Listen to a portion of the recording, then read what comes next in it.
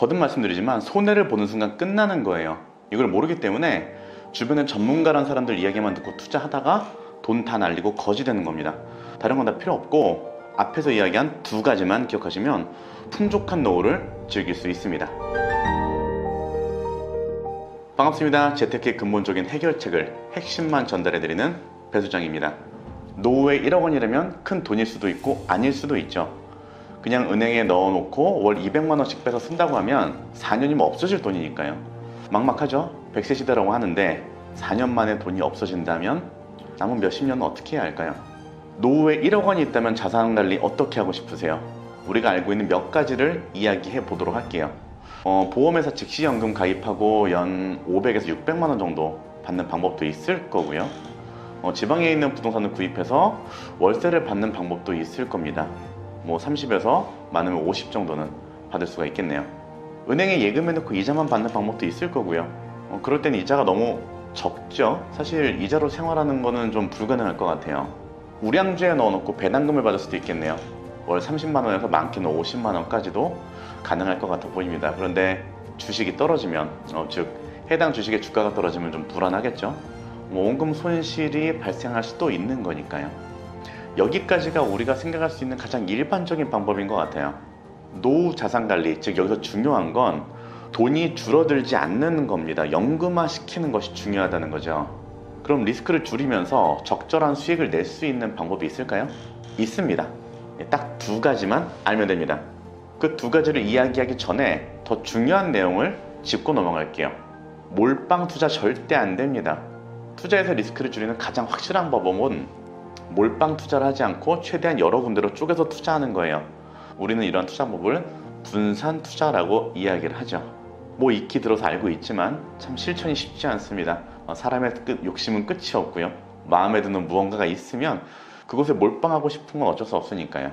그래도 기억해야 될 건 분산 투자가 노후 자산 관리에서 가장 중요한 핵심이기 때문에 그렇습니다.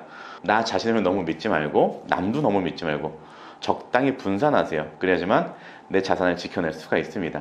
자, 그리고 보험사, 증권사 직원은 상품을 팔아서 수당을 가져가는 사람들이에요. 많이 공부했고 또 많은 것을 알고 있는 전문가지만 상품을 팔아야 되는 숙명을 가진 사람들이란 얘기입니다. 이분들의 이야기는 그럴싸하지만 좀 참고만 하시길 바랄게요. 무조건 스스로 공부하고 실력을 키워야 하고요. 전문가들의 이야기는 참고만 하세요. 그럼 어떤 것을 공부하고 어디에 투자해야 안정적인 노후 자산 관리가 되는지 이제부터 이야기해 보도록 하겠습니다. 첫 번째로 권해드리는 투자 상품은 채권입니다. 여기서 말하는 채권은 채권형 펀드 아니고요. 회사채 자체를 이야기하는 겁니다. 채권에 직접 투자한다? 조금은 생소하겠지만 상당히 괜찮은 상품이에요. 연 5%의 수익은 무난하게 가져갈 수가 있습니다. 대한항공이라는 회사 여러분이 보기엔 어떤가요? 망할 것 같은 회사인가요? 아시아나도 그랬으니 대한항공도 그럴 수 있겠다는 생각할 수도 있겠지만 어떤가요? 제가 보기엔 쉽게 망할 것 같지는 않아요. 이렇게 단단해 보이는 대한항공의 등급은 플러스 등급입니다. 투자와 투기의 경계에 있는 등급이라는 얘기죠. 놀랍죠? 현대캐피탈은 어떤가요? 현대카드와 같이 A등급인 회사예요. 우리는 이런 회사들을 채권을 구입을 할 수가 있고요. 또 배당을 받을 수도 있습니다. 은행에 예금하면 1%를 받지만 은행 채권 타면 5%를 받는다. 이런 말도 있습니다. 채권은 주식 투자보다 훨씬 쉬워요. 주식 투자는 회사의 이익을 봐야 되고요. 상장도 봐야 되고요. 그 외에 볼 게 굉장히 많잖아요. 복잡합니다.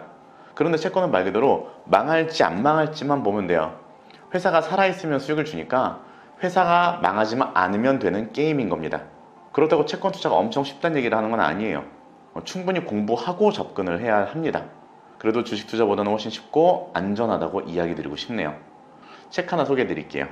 채권 투자 처음 공부라는 책이 얼마 전에 나왔더라고요. 저는 다른 책들로 공부를 좀 했는데 이 책이 초보자들이 보기 정말 쉽게 잘 나왔습니다. 이 책 추천드릴게요. 두 번째 투자 상품은 달러입니다. 달러도 종류가 많죠. 제가 이야기하는 달러는 당연히 미국 달러를 이야기하는 거고요. 말 그대로 달러를 사고 팔면서 수익을 올리는 구조인 거죠. 우리가 해외에 다녀오면 달러를 사기도 하고 팔기도 하죠. 살 때 가격, 팔 때 가격, 이걸 전문용어로 스프레드라고 하는데 어쨌든 가격이 다르기 때문에 환전하는 과정에서 손해를 보기도 하고 이득을 보기도 합니다. 스프레드가 있으니까 보통 손해보는 일이 많긴 하겠죠. 어쨌든 그러한 원리를 이용한 투자 방법이라고 보시면 돼요. 제가 겪어본 투자 방법 중에 가장 리스크가 없는 투자법입니다. 말 그대로 돈으로 돈을 사고 파는 구조이기 때문에 결국 어떤 상품이나 회사에 투자하는 게 아니에요. 돈 그 자체를 갖고 있는 상황이 되는 겁니다. 내가 달러를 사면 달러를 갖고 있는 거고요. 달러를 팔면 원화를 갖고 있는 거예요. 결국 돈을 갖고 있는 거죠. 그래서 리스크가 적은 겁니다. 1달러는 그냥 1달러죠. 내가 1달러를 1,300원에 사서 1,400원에 팔면 100원의 이득이고요.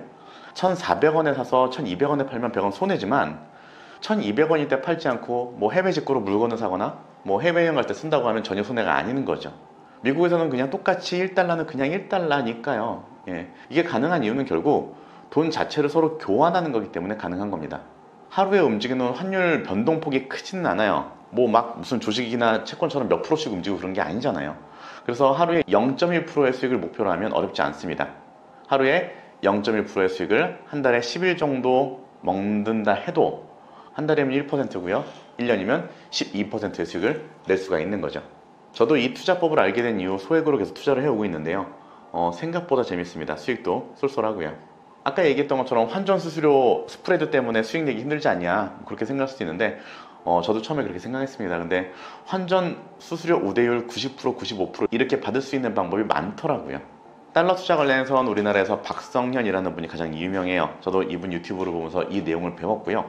클래스 위에 올라와 있는 유료 강의도 다 봤고요. 특강도 다녀왔습니다.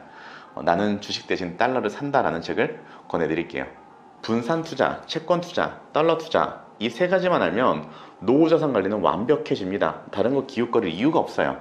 노후에 어느 정도 목돈을 갖고 있으면 수많은 유혹에 시달릴 수밖에 없어요. 사업도 하고 싶고 주변에 뭐 투자해서 대박난 사람도 있고 어디서 뭘 하면 뭐 좋더라 하는 정보들이 너무나 많잖아요. 그러한 유혹을 이겨낼 수 있는 유일한 방법은 스스로 공부하고 내공을 쌓는 거예요. 나 스스로 내 노후를 책임질 수 있는 지식과 경험치가 있으면 주변에서 무슨 얘기를 해도 흔들리지 않습니다.